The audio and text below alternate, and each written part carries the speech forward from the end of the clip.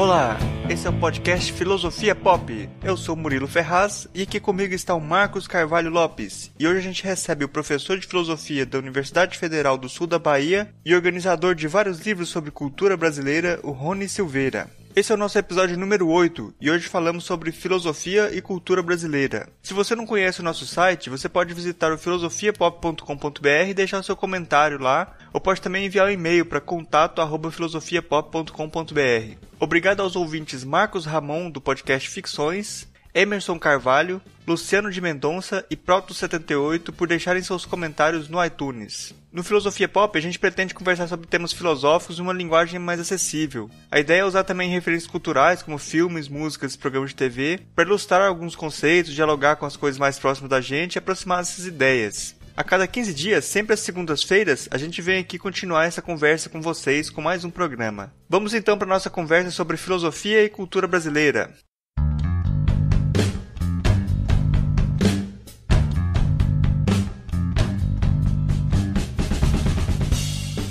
Hoje a gente recebe o Rony Silveira. Ele é professor na Universidade Federal do Sul da Bahia, é doutor em psicologia, mestre em filosofia e é organizador de vários livros sobre filosofia e cultura brasileira e está também lançando um livro dele, a Apresentação do Brasil. Gostaria de pedir para você se apresentar para o pessoal, para quem não conhece você ainda, com o que você trabalha, o que você faz. Bom, eu me formei em filosofia na Universidade Federal de Goiás.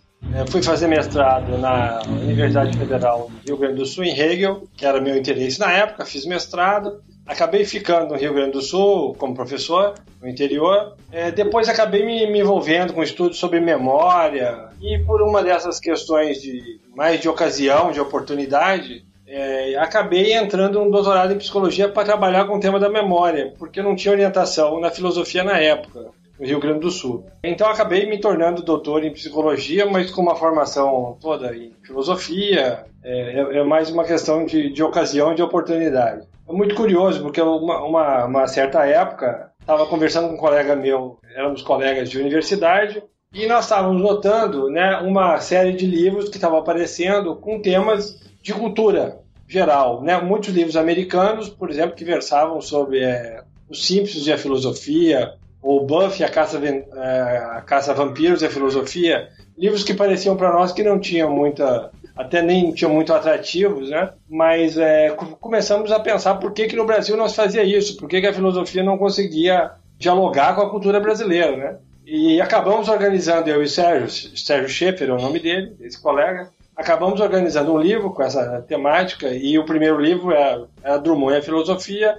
Enveredamos por organizar coletâneas, até porque, obviamente, não era nossa pretensão escrever um livro inteiro sobre um cantor, como escrevemos depois sobre Caetano, organizamos um livro sobre Caetano, nada disso. A ideia era conduzir os colegas, né, a pensarem sobre o Brasil. Na verdade, criar o livro criava uma oportunidade de uma discussão voltada para a cultura brasileira. Então, esse é uma área que eu gosto muito tenho gostado muito de trabalhar e me enveredei por isso, mais por uma questão...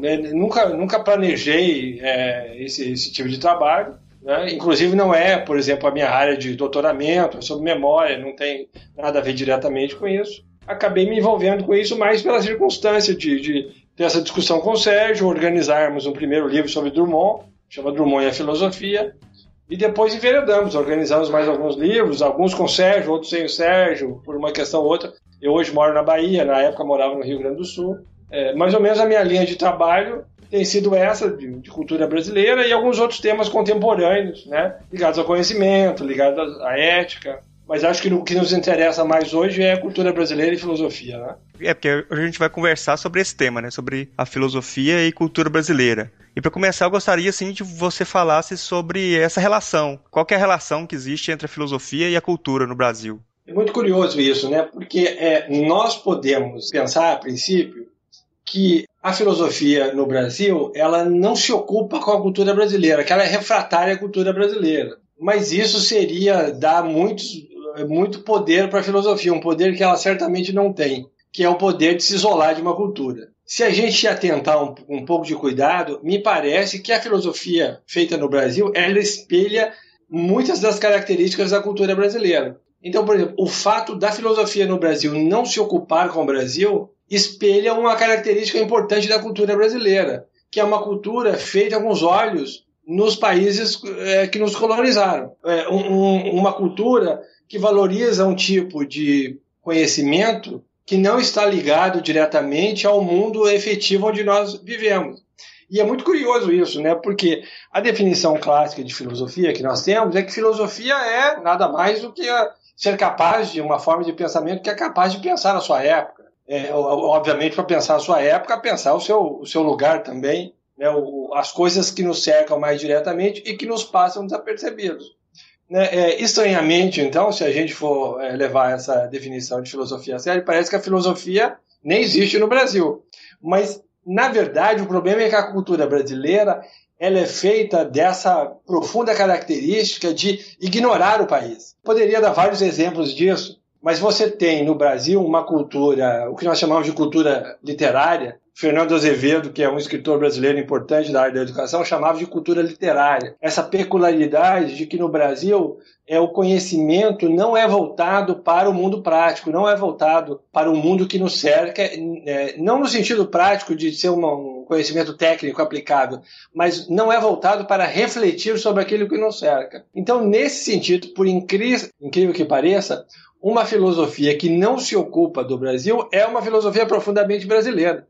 Porque ela expressa essa característica marcante da cultura brasileira, que é ser uma cultura alienada do seu próprio meio. Uma cultura que, em nenhum momento histórico, ela se debruça sobre o mundo em que ela existe e tenta resolver. Pelo contrário, é uma cultura de evasão permanente. O conhecimento no Brasil é extremamente elitizado e é, em geral, voltado para atividades que nos afastam dos problemas cotidianos, sejam eles quais forem. Posso dar um exemplo para vocês.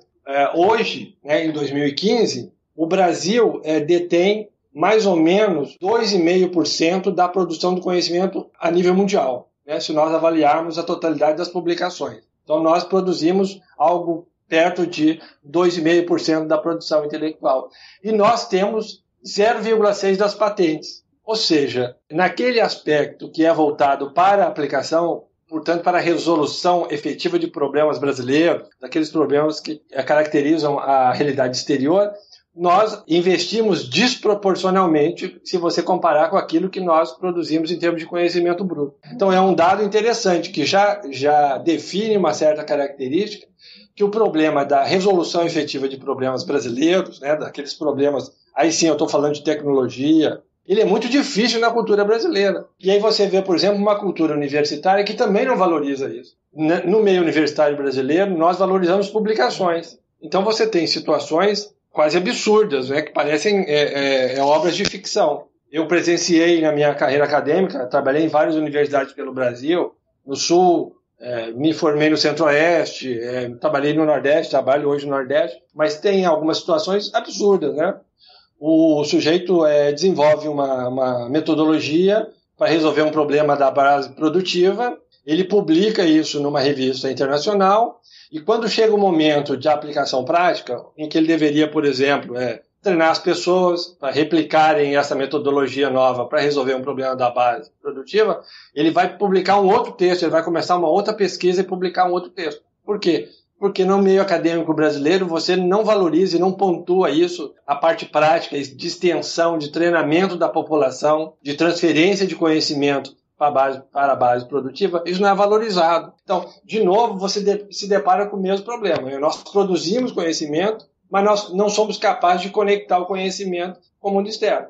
Então, por exemplo, quando a filosofia no Brasil ignora as características culturais do Brasil, ela está sendo, sim, profundamente brasileira, porque esta é uma marca do Brasil, da cultura brasileira. Nós fazemos filosofia brasileira quando estudamos Kant nos nossos doutorados, quando estudamos Hegel, quando estudamos Platão, estamos fazendo filosofia brasileira. Porque isso é que caracteriza a cultura brasileira, falar de outras coisas que não nós. Então, mesmo, é curioso isso, porque mesmo quando a filosofia aparece não se ocupar com o Brasil, aí sim é que ela é brasileira.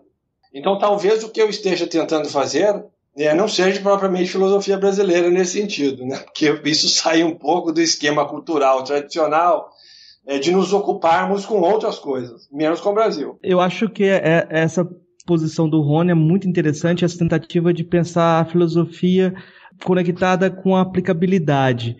Aí vem para mim uma questão assim, de pensar o Brasil como aconteceu no século XIX, quando as nações estavam surgindo. Cada nação tinha o seu filósofo que pensava a sua nação, né? Isso tinha uma perspectiva muito teológica, o filósofo da nação.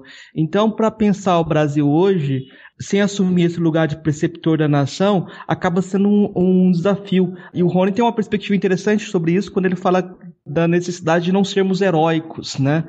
Eu queria que ele falasse um pouco sobre esse paradoxo de se colocar numa posição que ele até coloca, não é brasileira, então é quase alienado da alienação ao triplo, né? Para conseguir construir essa posição. Eu queria que ele comentasse isso e esse paradoxo de não se colocar como um preceptor da nação, né?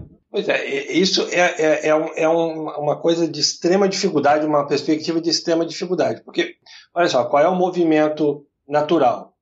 Suponha o seguinte, né? E eu passei por isso, depois quero, se for possível, falar um pouquinho sobre o livro A Apresentação do Brasil. Passei muito por essa dificuldade ao tentar escrever o livro. Por quê? Porque é uma tentativa de me desgarrar do olhar tradicional pelo qual nós olhamos o Brasil, e nós olhamos o Brasil basicamente pelo olhar europeu e americano, e, portanto, o Brasil é uma tentativa fracassada de país moderno. Nós somos uma civilização que não conseguiu realizar plenamente os valores democráticos, a república no sentido amplo do termo, e somos uma civilização a meio caminho, mais ou menos, numa hipótese razoável e positiva para nós. Então, quando você tenta se deslocar disso, a tendência natural é você, então, assumir que os valores brasileiros passam, né, aqueles que são vigentes dentro do país, passam a ser critérios da avaliação do próprio país, porque você acaba de abrir mão dos critérios internacionais padrões, né, da modernidade da civilização ocidental. Então você tem uma extrema dificuldade de não resvalar para um nacionalismo muito estreito, que me parece, por exemplo, que alguns países, do ponto de vista político, tomaram aqui na América do Sul. A ideia de que você enfrenta, você é diferente do mundo ocidental, tradicional, da modernidade, dos valores da Revolução Industrial, do capitalismo internacional, e que você fica no mundo aparentemente sem critérios, ou seja, os seus critérios são aqueles vigentes no seu próprio meio. Então, por exemplo, tudo que acontece no Brasil é maravilhoso, né? Porque acontece no Brasil e os nossos critérios são brasileiros, né? Então, é uma extrema dificuldade você conseguir abrir mão dos critérios tradicionais, modernos, ocidentais, né? E fazer alguma leitura do Brasil que não recaia num tipo de nacionalismo mais estreito, né?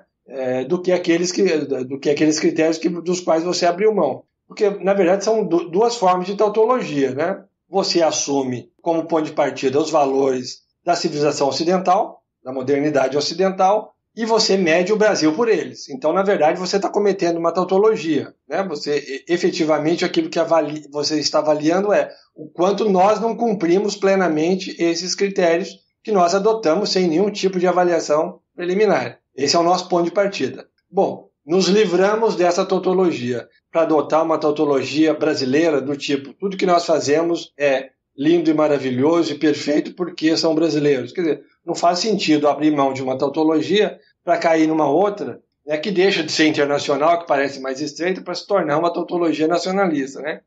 Então, assim, eu até digo no livro, né, eu caminho numa lâmina de uma faca. Obviamente, você tenta se livrar, fazer uma leitura do Brasil um pouco mais, digamos assim, amorosa, né, porque numa tentativa de compreender a lógica interna que leva o Brasil a ser o que ele é, ao mesmo tempo que você não pode simplesmente dizer, olha, está certo. Então, por isso que o livro se chama Apresentação do Brasil, né? Não é uma defesa do Brasil, é uma apresentação. Aí cabe a cada um de nós tomar uma postura.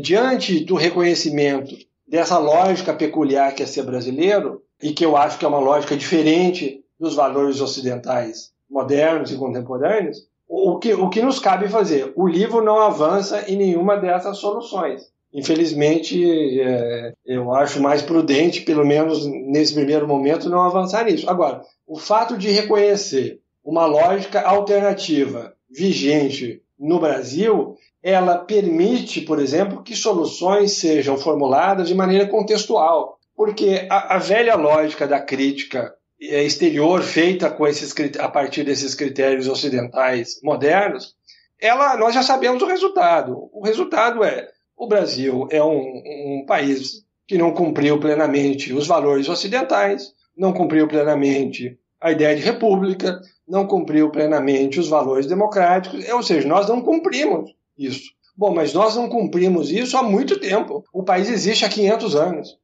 E pelo menos há 200, há quase 200, ele é independente. Ele caminha com as suas próprias pernas. Se nós não cumprimos, isso é sinal de que nós resistimos a esses valores, né? E nós resistimos por quê? Porque os nossos valores, os valores predominantes no Brasil, não são esses valores. Nos custa muito sacrifício qualquer movimento de modernização. Então, quer dizer, agora, a dificuldade de fazer uma leitura, que é o tema da pergunta, né?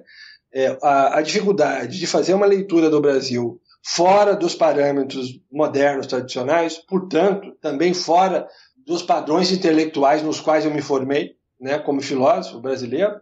Eu me formei, como todos os filósofos brasileiros, lendo uma tradição filosófica do mundo ocidental. Então, me livrar um pouco desse conjunto de valores, embora eu os utilize como critérios de comparação, mas não como critérios de avaliação, me livrar disso sem resvalar por uma defesa singela de que o Brasil é um país maravilhoso e que o nosso modo de ser, tal como está, é muito promissor, muito interessante. Então, sempre, às vezes eu tenho a sensação no livro que eu mais oscilo de lá para cá do que propriamente que exista um meio termo possível nisso. Agora, a tentativa de ser heróico no sentido de, bom, a partir disso, então eu formulo um projeto alternativo de desenvolvimento para o país, me parece, nessa altura da época que nós vivemos, nessa altura da história, só para lembrar, né, no século passado nós passamos por 2 guerras mundiais, uma delas claramente motivada por projetos de civilização alternativos, né? Eu não tenho nem pretensões, nem coragem para me meter numa empreitada desse tipo. Acho que o risco de produzir sofrimento para pessoas não vale a pena. Então, pelo menos que a gente seja capaz de fazer um diagnóstico, né? Uma leitura um pouco mais atenta para o que significa ser brasileiro. Isso talvez já nos forneça um contexto pertinente para formular soluções que não sejam a mera imposição de valores ocidentais, que, em geral, se nós olharmos para a história do Brasil, essas implementações não têm funcionado bem. As nossas tentativas de modernização a todo custo não têm dado bons resultados. O custo é alto, o custo humano é alto, o custo cultural é alto, e eu me lembro de uma frase do Melchior sobre esse assunto, dizendo uma coisa interessante, né? Ele diz assim: seria lamentável que nesse momento em que esse conjunto de valores modernos, ocidentais, dá sinais de fragilidade e de decadência, que justamente agora nós vamos abrir mão da riqueza cultural brasileira, da peculiaridade cultural brasileira, e encampar esses valores, justamente agora que eles estão visivelmente apresentando problemas graves como projeto civilizatório para o ser humano, como uma promessa de um mundo justo, feliz e ético para as pessoas.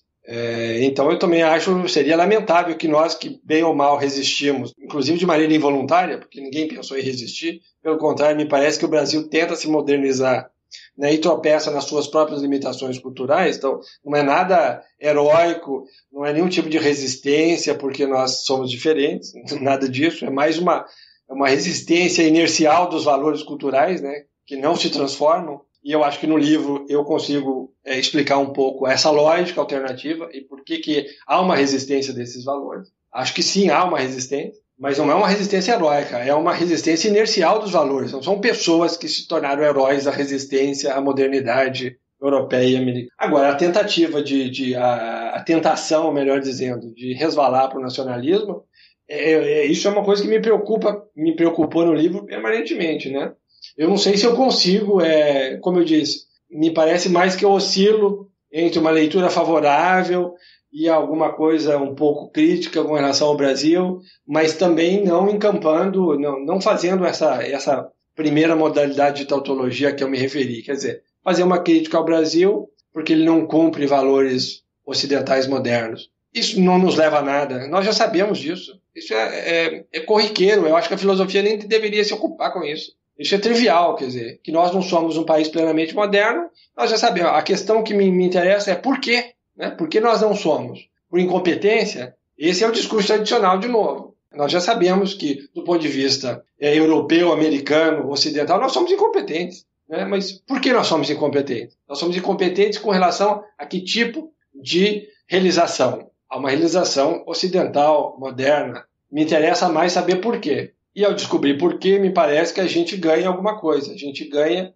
uma leitura mais próxima do Brasil que existe. E, portanto, talvez isso nos permita criar alternativas de resolver os nossos problemas com recursos mais apropriados para essas limitações. Eu não sou um atleta, então não adianta eu propor, por exemplo, que eu vá ultrapassar um obstáculo saltando 8 metros de altura. Né? Isso é inviável, eu não sou um atleta. Talvez eu possa cavar um poço e passar por baixo, né? Alguma coisa assim, ou dar a volta. Enfim, eu acho que o conhecimento efetivo das potencialidades de quem está envolvido na resolução de um problema são essenciais para você pensar em alternativas.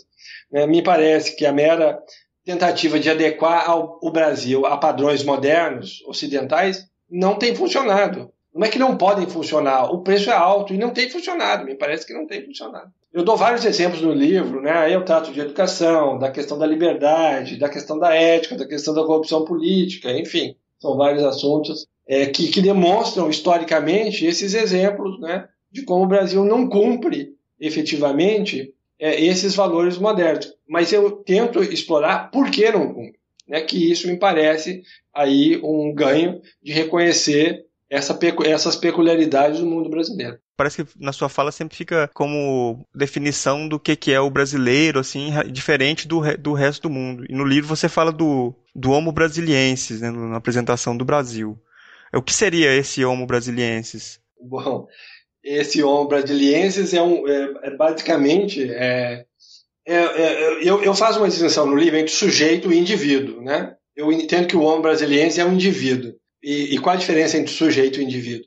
Basicamente, o sujeito, que nós entendemos por sujeito, é um homem que se deslocou da sua própria condição. Né? Então, é um homem que vive uma tensão entre um projeto do que ele deve se tornar, portanto, um reconhecimento inicial daquilo que ele não é. É difícil mapear culturalmente qual é a origem disso. Você pode remeter isso até para a ideia do pecado original. Ou seja, nós, do ponto de vista cristão convencional, nós nascemos com uma deficiência, né, uma falha, e nós devemos, do ponto de vista ético, tentar reparar essa falha. Bom, obviamente, isso tem uma longa história, o cristianismo sofreu mutações, né, diversas, mas esse valor, aparentemente, ele molda a condição humana na modernidade de tal maneira que você tem esse sujeito. Então, você tem uma diferença entre o que a pessoa é e o que ela gostaria de se tornar.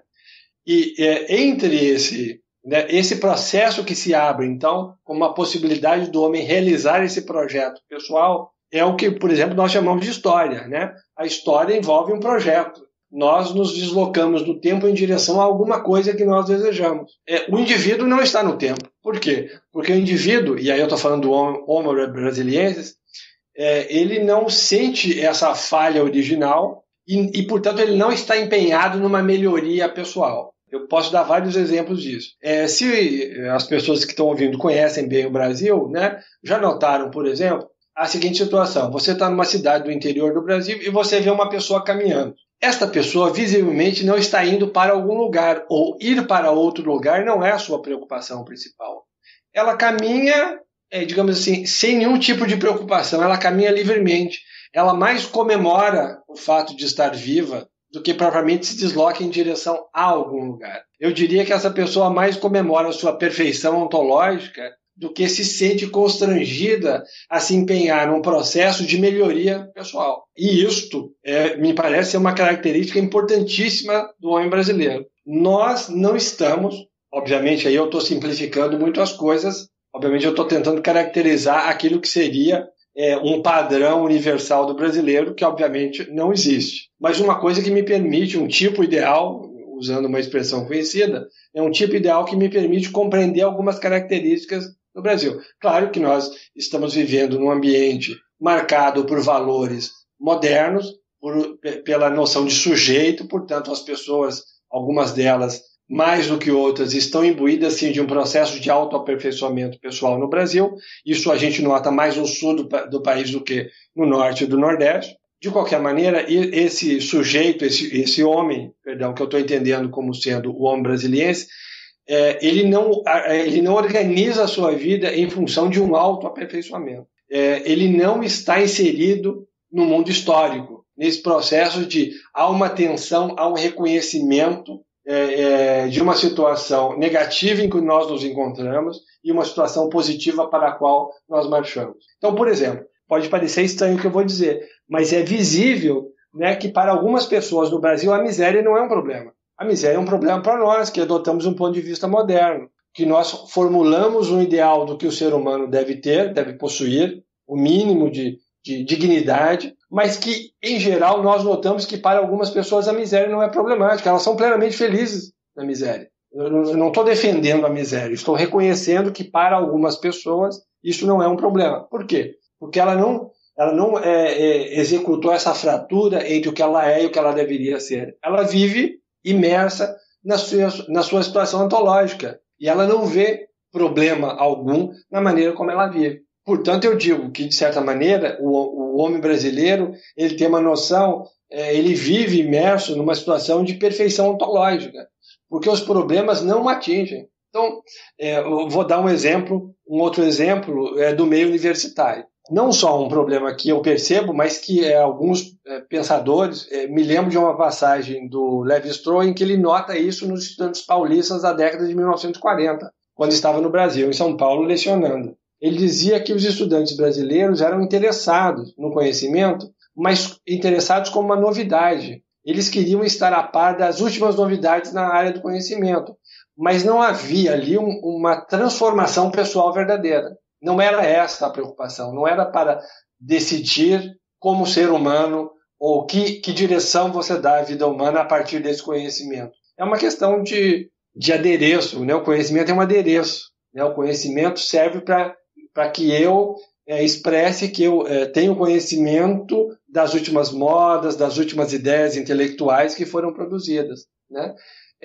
Veja, proporcionalmente, esta é, de certa maneira, a mesma relação que os indígenas brasileiros tiveram com a chegada dos jesuítas aqui em 1549. Você tem, por exemplo, o sermão sobre a conversão dos gentios, eu acho que esse é o nome do padre Manuel da Nóbrega, em que ele diz o seguinte, né?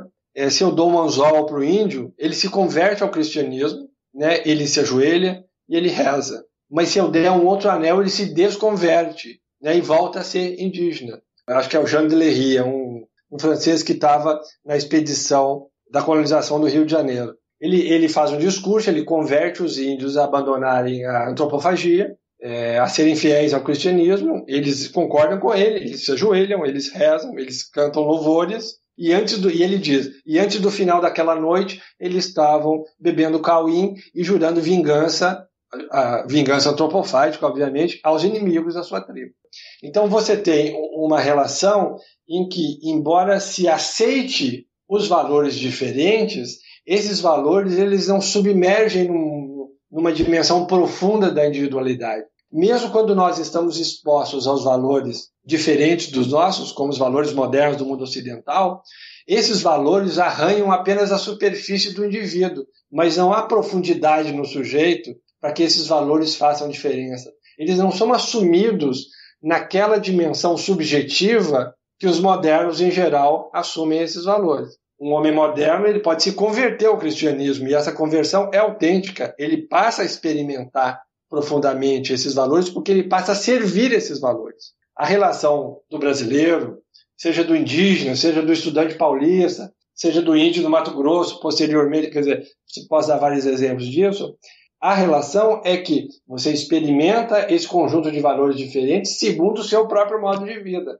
Então, eles não arranham sequer a superfície da individualidade. Então, o homem brasileiro, o homem brasiliensis, ele está protegido. Eu digo que ele tem um sistema de blindagem ontológica, né? Ele está protegido por uma carapaça robusta que impede que esses valores lhe retirem dessa condição de perfeição, né? Dessa situação paradisíaca. E é muito curioso isso, porque em toda a cultura brasileira você tem esse discurso do paraíso presente, mas o paraíso não está muito bem definido. Aí você diz, pô, que paraíso é esse num país com brutais diferenças de distribuição de renda, com miséria? Bom, o paraíso está dentro das pessoas. O paraíso acontece quando as pessoas não percebem ou não sentem que há nelas uma falha profunda. Não há onde ancorar um projeto de melhoria pessoal, porque não há carência. Onde não há carência, não há miséria. Onde não há miséria, nem carência, isso é o paraíso. Né? Então, o paraíso está aí. O paraíso não é fatual. Não é um conjunto de fatos que se impõe. O paraíso está na leitura e na atitude do brasileiro de acreditar que sobre todas as coisas, por piores que elas lhe pareçam, ainda assim ele é um ser perfeito e feliz. Tem uma música do Noel Rosa, né, em que ele diz assim, né, um verso brilhante sobre isso. Ele diz, fui bobo porque quis.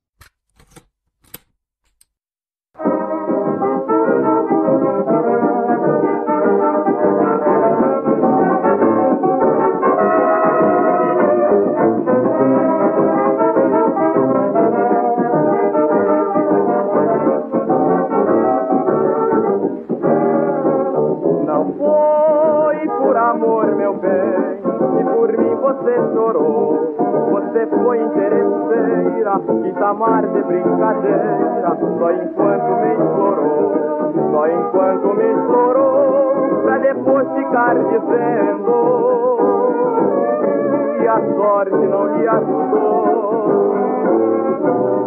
pra depois ficar... Ou seja, até no momento em que você seria rebaixado a uma condição indigna, em que os outros lhe fazem de bobo, você ainda pode afirmar, recolocando as coisas na sua verdadeira dimensão, ou seja, executando aquilo que nós dizemos de damos a volta por cima, ou seja, fazemos uma interpretação das coisas benéfica para nos mantermos plenamente blindados com relação a qualquer tipo de imperfeição ou de rebaixamento da nossa condição ontológica perfeita. E se você nota, por exemplo, esse é o mesmo tipo de atitude que um político brasileiro tem quando é flagrado em ato de corrupção, por exemplo. Ele nega permanentemente, ele inverte o sentido de qualquer fato, ele faz uma manobra semântica de tal maneira que a sua defesa se torne possível. Né?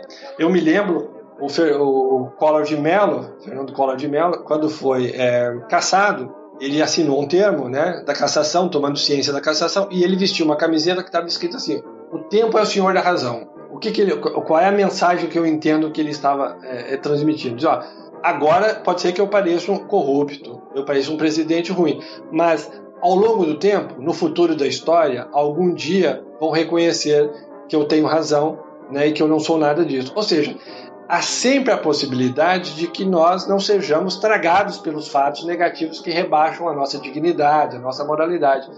O brasileiro sempre tem essa tendência de dar a volta por cima. É sempre possível, num futuro ou num outro contexto, em que eu me dê bem, em que eu saia dessa situação por cima. O malandro brasileiro nada mais é do que essa figura que, por uma série de estratégias semânticas, sempre fornece aos outros uma leitura positiva de si mesmo. Dar a volta por cima, sair-se bem, dar um jeitinho, sempre é essa capacidade criativa, e isso sim é uma virtude brasileira, de criar um contexto, uma virtude brasileira para os critérios brasileiros, de criar um contexto que lhe seja sempre favorável, mesmo naquelas condições que parecem mais adversas. Então o Noel Rosa é muito brilhante quando diz, fui bobo porque quis. Se tem alguém que pode me fazer de bobo, sou eu mesmo. Mas essa condição não me rebaixa. O que me parece que caracteriza o homem brasileiro é essa capacidade de, acima de todas as circunstâncias, acima de qualquer situação degradante, que nos parece degradante, manter-se superior. Né? Bom, não sei se seria mais ou menos nesse sentido, que, por exemplo, quando o cidadão normal, comum brasileiro, reclama da corrupção do governo, por exemplo, parece que ele está muito mais descontente de ele não estar participando do esquema do que de mudar a dinâmica como as coisas funcionam mesmo. Ele não quer uma mudança, mas ele queria estar incluído no esquema, né? Queria estar um malandro também.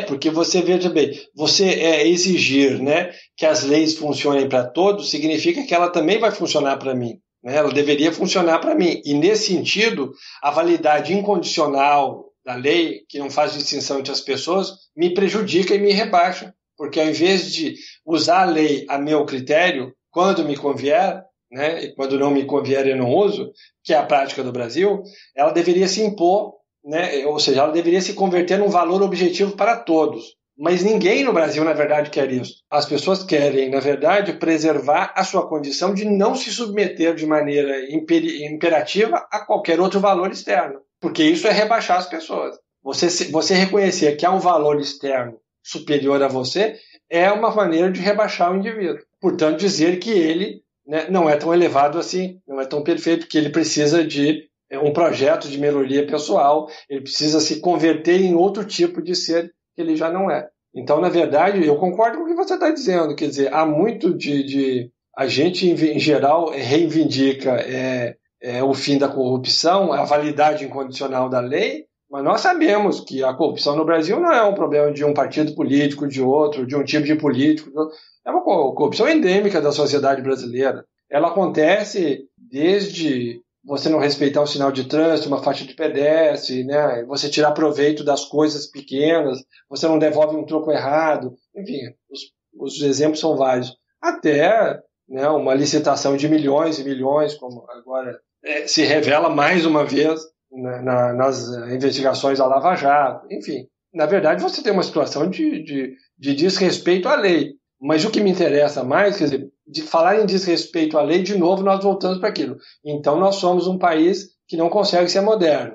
Esse é o discurso padrão. Eu estou interessado em por que não nos tornamos modernos? O que nos impede de nos tornarmos modernos? E aí eu tenho uma resposta boa para dar. Tornar-se moderno é tornar-se um homem menor do que nós somos. Tornar-se menor é reconhecer que nós estamos subordinados a um valor que é maior que nós.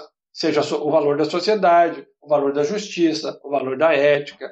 Isso não se articula com um conjunto de valores que é predominante no Brasil. Mas eu acho que é interessante fazer uma ligação entre a análise do Rony e essa análise que está na apresentação do Brasil e um trabalho que ele fez um pouco antes, tentando dar alguma tradução dos eventos de 2013, das manifestações, né?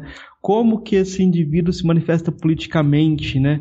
Se tem essa ligação entre um tipo e essa efervescência que foi as manifestações de 2013, queria que ele comentasse sobre isso. Pois eu me lembro que eu fiz um comentário uma vez, acho que numa outra conversa, quando os eventos aconteceram, né, de 2013, me pareceu que, por exemplo, que nós estávamos, obviamente estava me lembrando do movimento Occupy, né? Do próprio evento do site Wikileaks, né? Esse movimento de maior transparência, de exigência de, digamos assim, reduzir uma certa legitimidade da ação do Estado a uma ética parecida com a ética dos indivíduos, né? Então, de certa maneira, questionar a legitimidade do Estado para ser desonesto, para fazer espionagem, para, inclusive, cometer assassinatos, né, de interesse nacional. A gente sabe que isso acontece. Me pareceu que nós estávamos alinhados com isso, mas eu analisando com mais cuidado, talvez entendendo, estava escrevendo a apresentação do Brasil, talvez entendendo com um pouco mais de carinho o Brasil, né? Eu acho que não. O que me parece que acontece, talvez eu não tenha uma leitura muito positiva dos eventos, né? Talvez muito otimista, não que eu não pretendo nem concordar nem discordar dos eventos, obviamente são manifestações políticas e eu acho que talvez eu não seja otimista do ponto de vista da interpretação que eu faço dos eventos. Eu acho que eles manifestam, em último caso, a nossa falta de vocação para a democracia. Talvez eu esteja lendo os eventos de 2013 já de olho nos eventos de 2014 e 2015. Me parece que nesses últimos 3 anos que nós estamos manifestando é nosso cansaço do jogo democrático, né? Porque o jogo democrático é muito demorado para resolver os problemas. E o brasileiro não entende, não está preparado, talvez, para fazer uma interpretação de que o que está em jogo no mundo é uma solução muito gradual dos problemas. Nós temos essa vocação messiânica. Por que uma vocação messiânica? Porque nós fazemos transfigurações semânticas das coisas nas nossas vidas cotidianas. Nós não nos deixamos vencer por problemas. Nós simplesmente mudamos o sentido dos problemas. Nós transformamos algo que poderia ser um problema numa vantagem. De novo, aquela frase do Noel, né? Fui bobo porque quis. Quer dizer, nada, na verdade, se transforma em motivo para que eu me empenhe num longo processo de melhoria pessoal. E me parece que o Brasil também não tem esse talento, né? Aí eu estou analisando, fazendo o mesmo tipo de raciocínio que serve para o indivíduo brasileiro, o país como um todo. Não me parece que o Brasil tenha disposição para enveredar por um longo processo de amadurecimento que leve à resolução dos seus problemas. Então, se você notar, a história do país é sempre caracterizada por esses lances, né?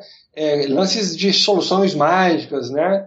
De soluções súbitas dos problemas, muito rápidos e que não envolvem mudanças estruturais. Então, me lembro, por exemplo, no governo Fernando Henrique Cardoso, uma coisa que me chocou profundamente e eu me espantei muito na época porque eu não via na universidade nenhum tipo de reação a uma coisa absurda. Nós estávamos vivendo um período de democracia política, democracia do ponto de vista da eleição dos nossos representantes e tal.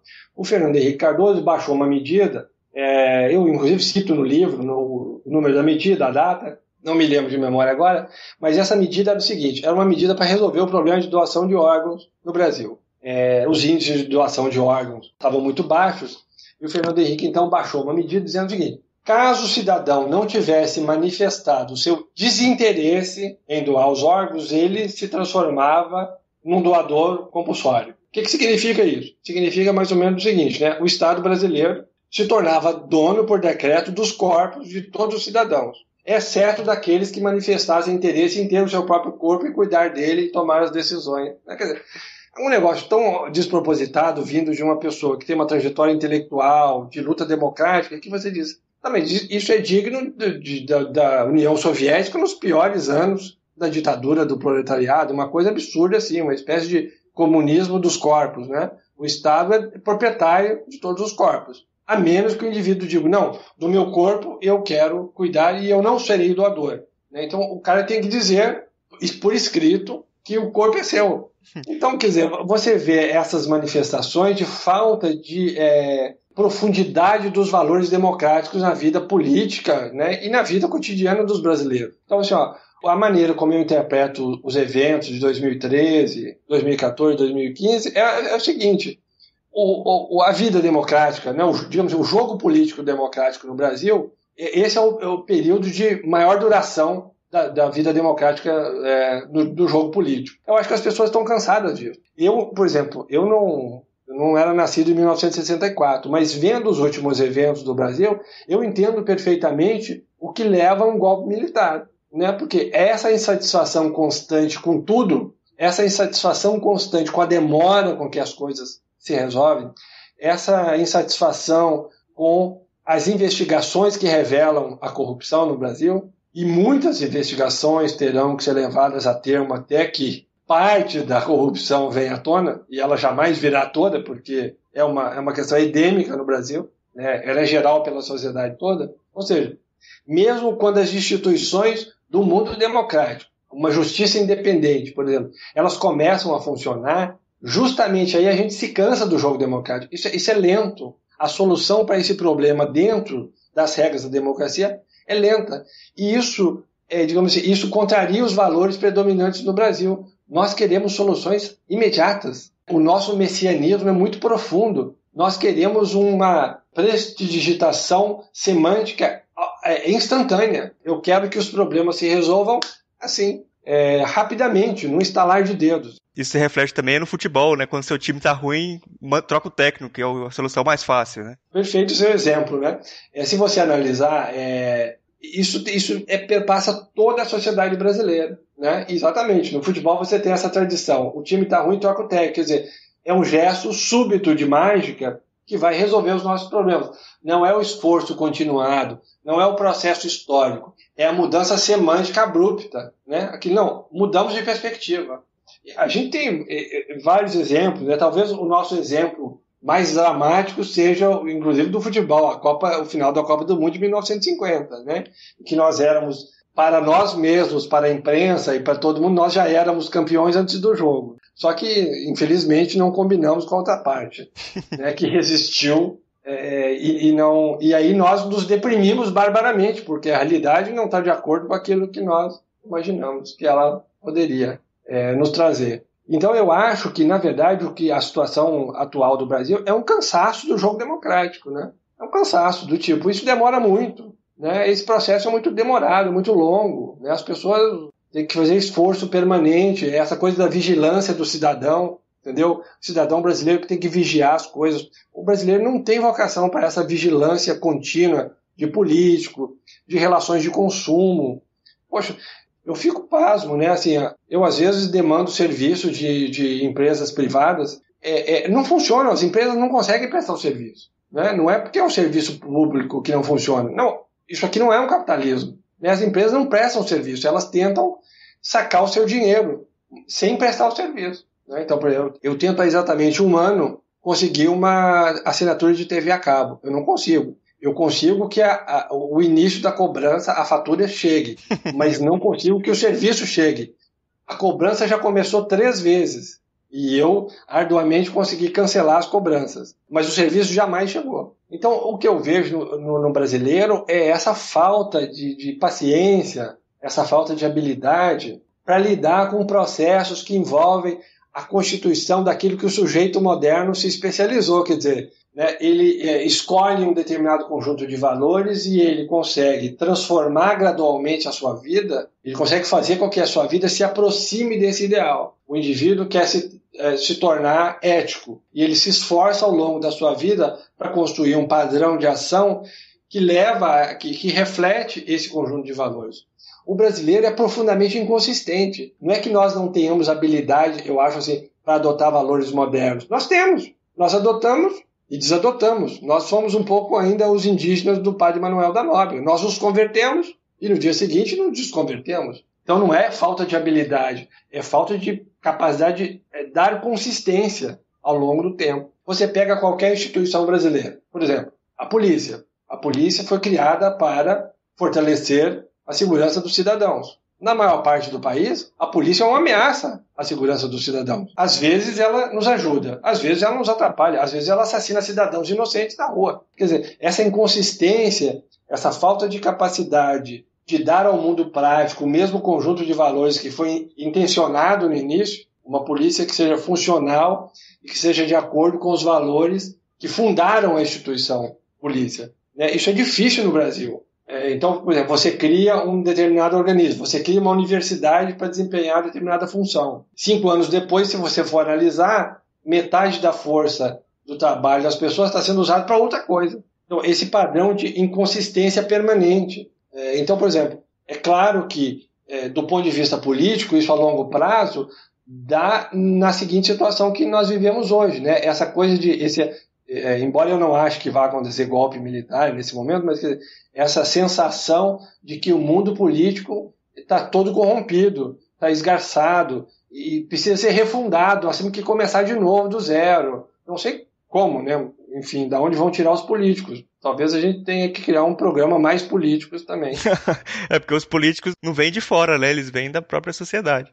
Pois é, então quer dizer, porque da sociedade que nós temos, vão sair políticos com as mesmas características. Então, assim, essa necessidade de refundar as coisas, né, é uma cultura de golpe, é uma cultura de mudanças súbitas, de fazer mágica. Então, por exemplo, quando nada no Brasil funciona, o cara cria uma lei. Uma lei, por exemplo, como essa que eu citei do Fernando Henrique. A lei não tem nenhum efeito prático, pelo contrário, essa lei, inclusive, esse decreto foi anulado, porque o que se verificou foi que diminuíram as doações de órgãos, porque os médicos não tinham coragem de executar o decreto, entendeu? Não eram capazes de, contra a vontade das pessoas, de pegar um órgão que a pessoa não tinha doado de verdade, de maneira voluntária. Então, ao invés de você investir nas mudanças culturais, por exemplo, nesse caso da doação, fazer campanha de conscientização para convencer a pessoa da importância do órgão ser doado para uma outra pessoa, a sobrevida que essa outra pessoa vai ter, o bem que você pode fazer para o próximo, você, por decreto, tenta resolver o problema.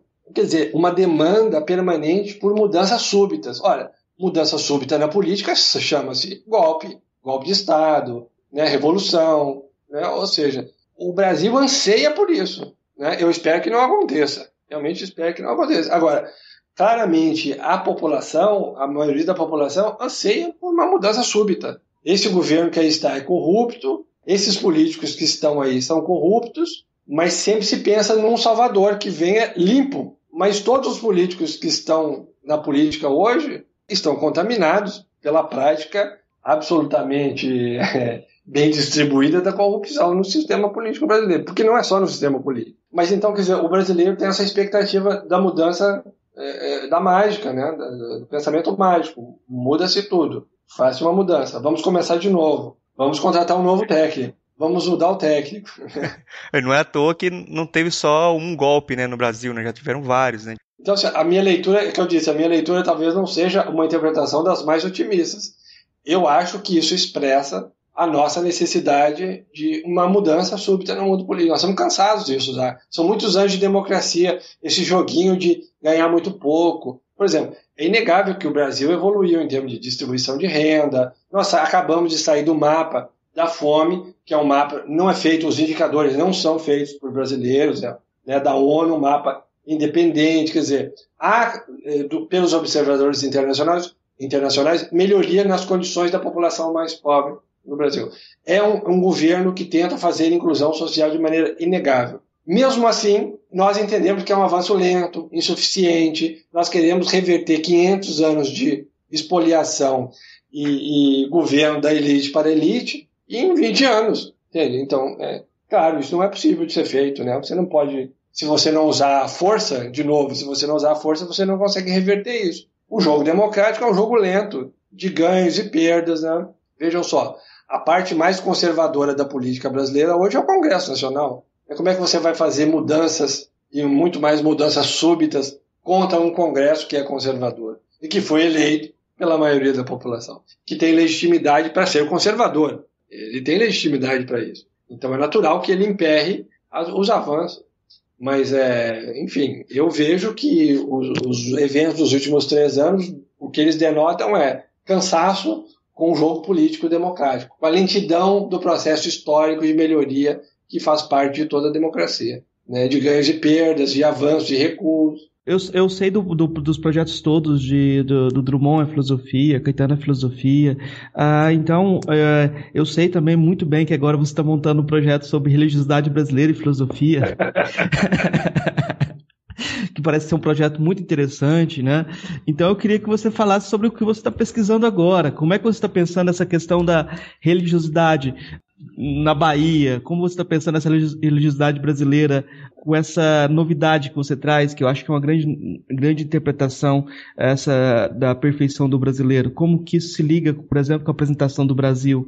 Olha, só para dar para o ouvinte uma certa noção dos livros que nós organizamos, né?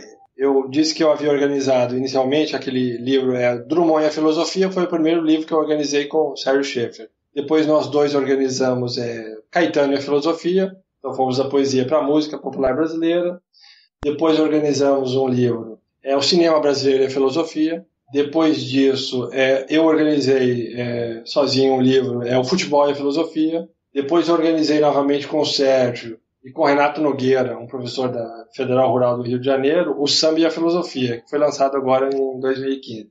E estamos preparando a religiosidade brasileira e a filosofia. A religiosidade brasileira é um elemento importantíssimo da cultura brasileira, né? Você tem um tipo de interseção religiosa no Brasil, a gente chama de sincretismo, talvez seja o termo mais adequado, embora alguns critiquem o termo, né? Diz que, na verdade, há algumas máscaras aí, né? Nada mais do que isso. Mas você tem um tipo de relação com o fenômeno religioso muito típica, que é muito específica do Brasil, né? E que, por exemplo, o catolicismo que veio para o Brasil é um catolicismo que em nenhum momento ele exige uma reverência muito profunda dos crentes, né? Isso tanto é notável em festas religiosas, por exemplo, portuguesas, né? Você tem historiadores narrando essa relação do português com a religião, essa ideia da proximidade com os santos, né?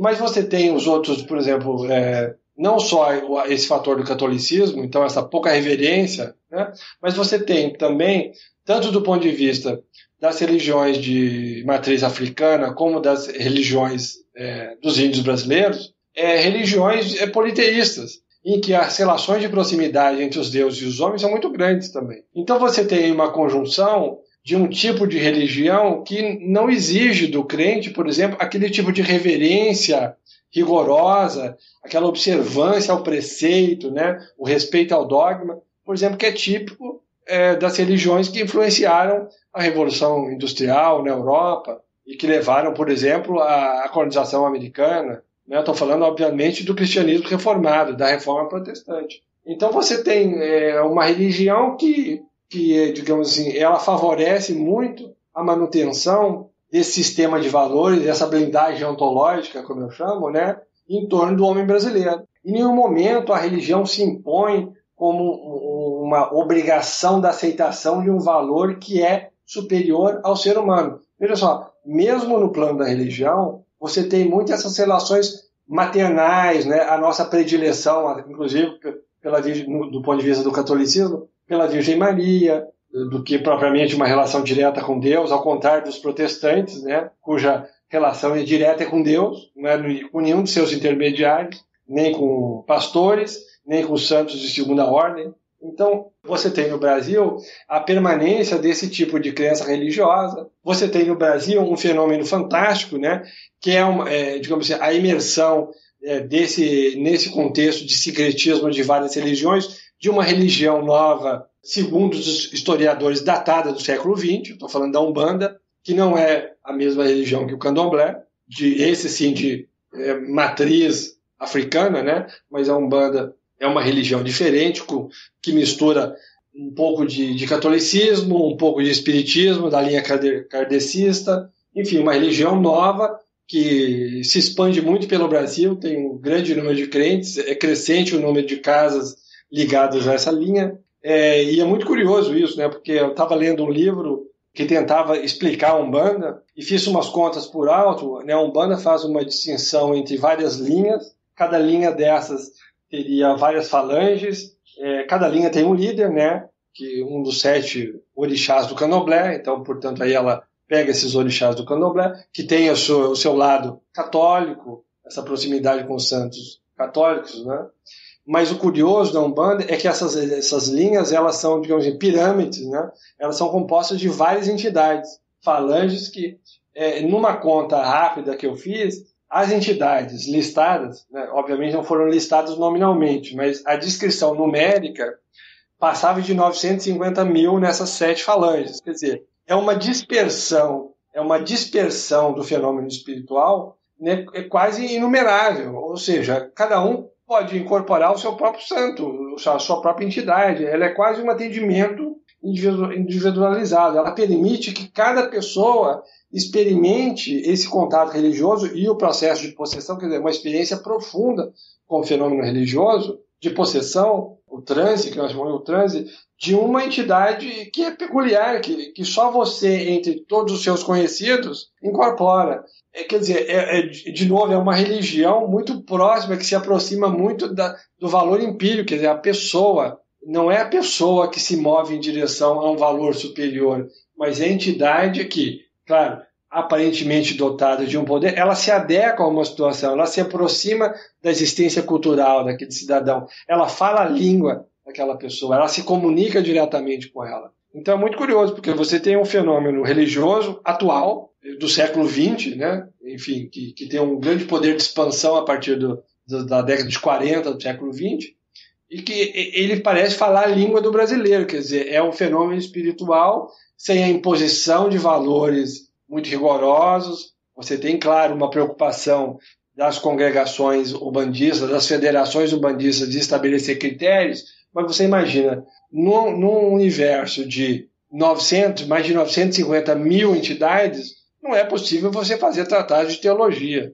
você delimitar dogmas bem específicos que impliquem um tipo de observação muito preciso. Cada um pode, em último caso, alegar que segue a entidade com a qual ela tem contato direto. Então você vê que, assim, sem entrar em muitos detalhes, né, essa prática desse tipo de religião, que é uma religião brasileira, isso é muito interessante, é uma religião forjada no Brasil, que tem influências do catolicismo, do kardecismo e do candomblé, e das religiões, eu esqueci de falar, das religiões de matriz indígena, né? Porque você tem as entidades que são caboclos, são índios, que incorporam. Esse tipo de religião, ela fala de maneira muito próxima a esse conjunto de valores dos brasileiros. Então, também aí nessa área, eu noto o mesmo conjunto de valores. Aí você pode pensar, bom, se isso acontece na religião, que a princípio é aquele conjunto de elementos que é capaz de demover uma pessoa a mudar de vida, e, por exemplo,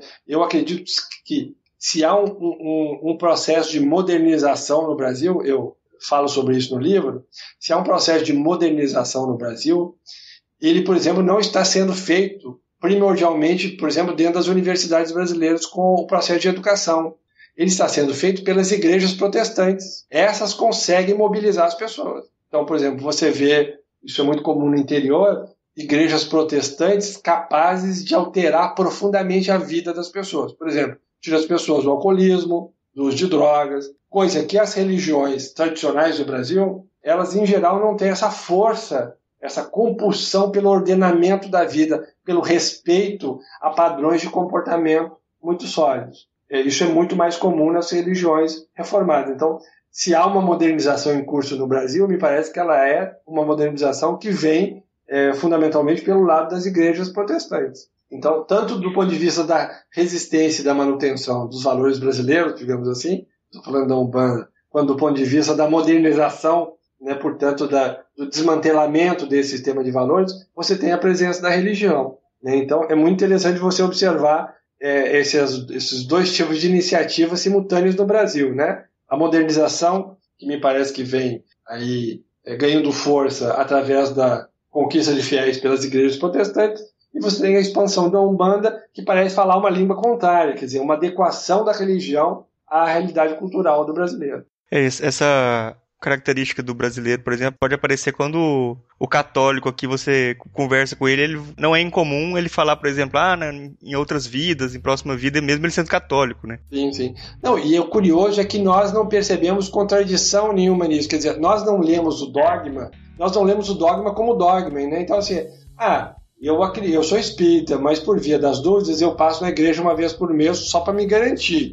Quer dizer, a gente não lê o dogma, né? Ou seja, a religião serve as pessoas. Não são as pessoas que servem a religião. As pessoas não fazem reverência à religião, aos valores religiosos, né? A religião é um elemento a mais que pode me trazer benefícios nessa vida ou na outra, ou não.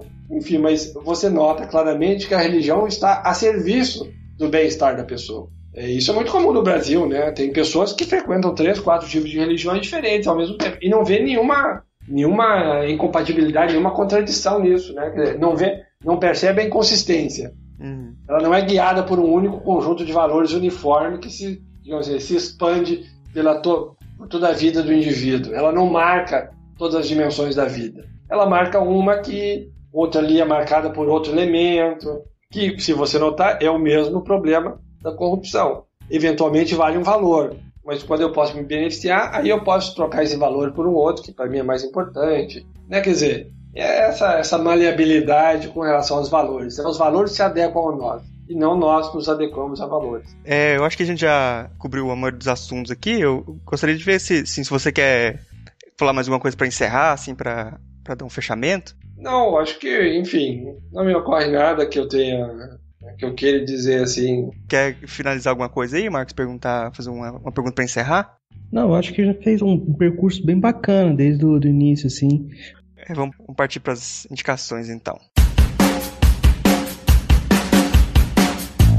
Rony, você trouxe alguma coisa para indicar pra gente? Modéstia à parte, eu praticamente falei do livro, né? Então eu vou indicar o livro, né? Olha só, a vantagem da leitura do livro é que o livro foi lançado apenas em e-book e o livro está disponível para download. Você paga para ter acesso ao livro. Eu não tenho aqui o site de cor. A gente coloca lá no site, não tem problema não.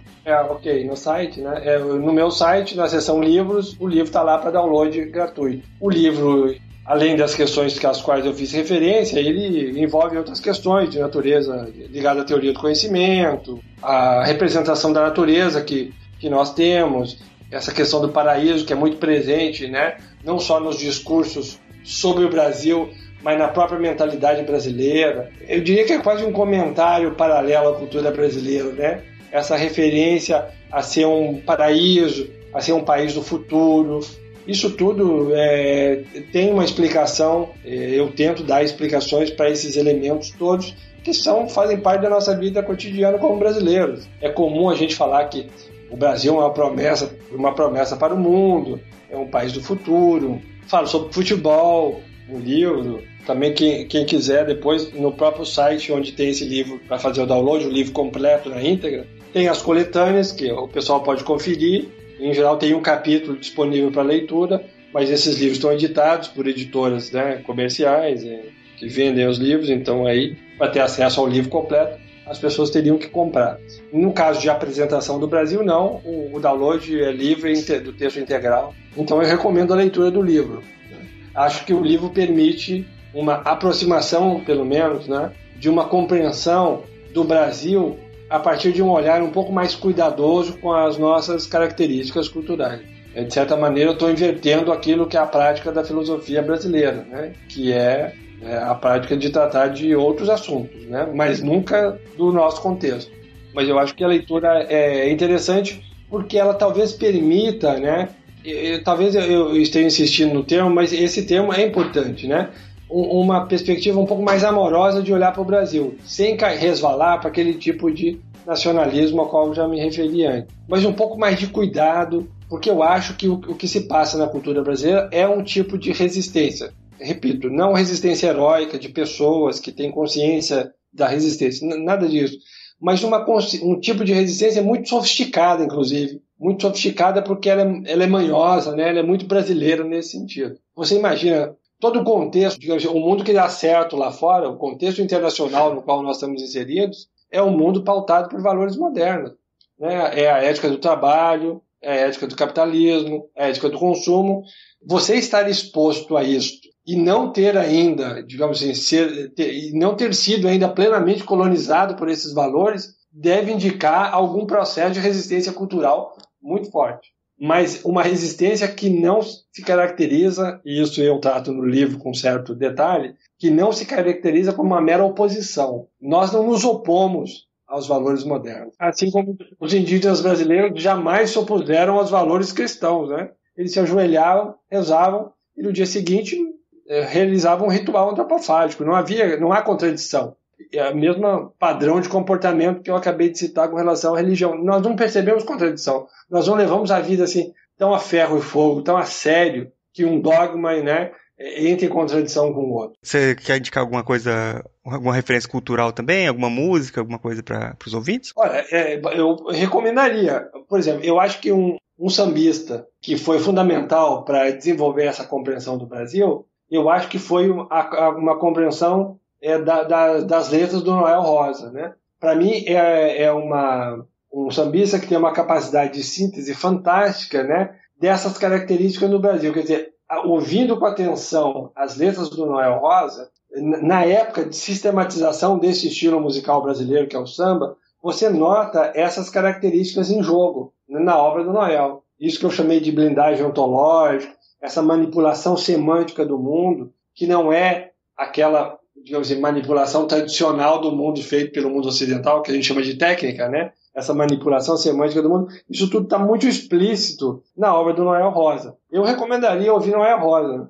Alguma música em especial ou você acha que ouvir a obra em toda? Não, eu acho que tem várias músicas dele significativas nesse sentido, né? Ouvir com atenção Noel Rosa, que vocês vão notar que o Brasil está, de certa maneira, que eu tenha conhecimento, me parece a obra que retém o maior número de elementos típicos do mundo brasileiro, nesse sentido que eu interpreto que é o mundo brasileiro, né? Ali você tem condensado uma série de elementos que permitem uma leitura filosófica que se aproxima daquilo que eu tentei fazer em apresentação do Brasil. Certo. Marcos, você tem alguma indicação pra gente, Marcos? Eu vou indicar todos esses livros que o Rony editou que tratam de filosofia e cultura brasileira. Eu acho que a gente tem que se aproximar desses temas e eles são portas de entrada. Eu acho que para quem mesmo que está na academia e está tentando aprender algo sobre esses temas ou ter alguma informação, acho que são boas indicações. Sempre o Rony tem o cuidado nas introduções, o Sérgio, de falar sobre como são coletâneas, sempre tem desigualdade entre os ensaios.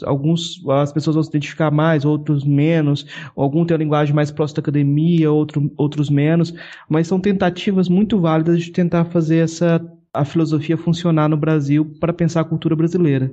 Mais alguma coisa? Eu acho que só esses livros, a gente coloca todos os livros. Muita indicação já, acho que tá bacana. Já tem muita indicação aí. Nós estamos chegando no fim do programa. Gostaria de agradecer muito o Rony por disponibilizar esse tempo pra gente. Foi muito agradável o papo, foi muito construtivo também. Acho que eu aprendi muita coisa na conversa. E eu acho que o espaço aqui está sempre aberto, que quando você quiser voltar e quiser falar de outros assuntos, ou até retomar o assunto, está sempre aberto aqui.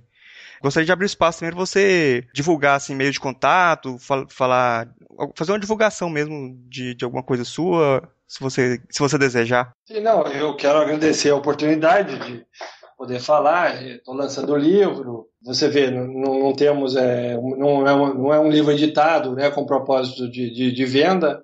Então sempre é difícil a divulgação também, né? Então o livro está disponível no meu site, as pessoas podem entrar, tem lá meio de contato, se alguém quiser discutir alguma questão mais particular.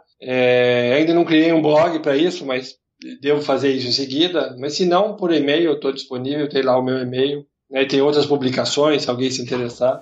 Eu fico disponível para responder. Eu sou professor pelo menos 8 horas por dia, então eu tenho tempo para responder questões de alunos ou interlocutores distantes, sejam quais forem. Fico à disposição das pessoas. E agradeço a oportunidade por ter divulgado o livro, falado sobre esse trabalho que eu acho importante. Não que eu acho que isso vá substituir o trabalho que nós temos feito na academia tradicional sobre história da filosofia. Não é isso. Mas acho que leva o trabalho adiante. Quer dizer, nós estudamos, adquirimos ferramentas conceituais na história da filosofia para pensar o mundo em que nós vivemos. E o Brasil faz parte desse mundo, então acho que parte do nosso esforço também deve ser voltado para ele. Sim, é um prazer ter até essa conversa aqui, que acrescenta muito pra gente, eu aprendi bastante hoje. Agradecer novamente a sua presença, que a conversa foi muito agradável. Eu vou pedir aqui para os ouvintes que estão acompanhando a gente aqui para comentar lá no site, no filosofiapop.com.br, que a participação da galera é sempre importante para dar uma força para a gente continuar o trabalho também. E se quiser mandar e-mail para a gente no contato@filosofiapop.com.br para fazer qualquer questionamento e falar o que você quiser sobre o programa. No site a gente vai colocar as referências também que foram citadas, os links para o livro, para páginas e todos os contatos que forem possíveis aqui, o contato do Facebook também nosso, da página. Se a galera quiser ajudar a gente também para compartilhar esse episódio com os amigos, avaliar a gente no iTunes, que ajuda a gente a subir na classificação lá, ajuda muito para ter novos ouvintes. Obrigado a todos aí que participaram, que estão ouvindo, e daqui 2 semanas a gente está de volta.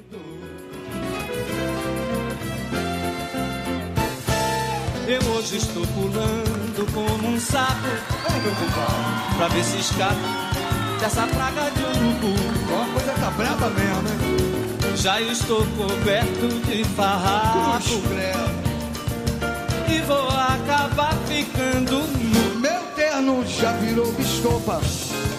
Eu pergunto com que roupa, eu vou pro samba que você me convidou. Com que roupa eu vou, com que roupa que eu vou pro samba que você me convidou.